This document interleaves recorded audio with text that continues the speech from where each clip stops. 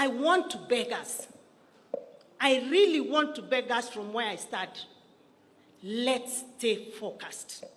Let's not lose sight of our goal. I mean, you guys, we really promise Kenyans big things. The expectations out there are very high. If we start losing focus now, I don't know how we'll face Kenyans in 2027.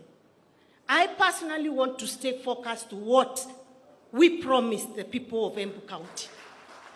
And I believe each one of you want to stay focused to what you promised the people in your counties. I beg of us, I really want to beg of us today, as the chair of UDA, let's stay focused to what it is we promise those hustlers.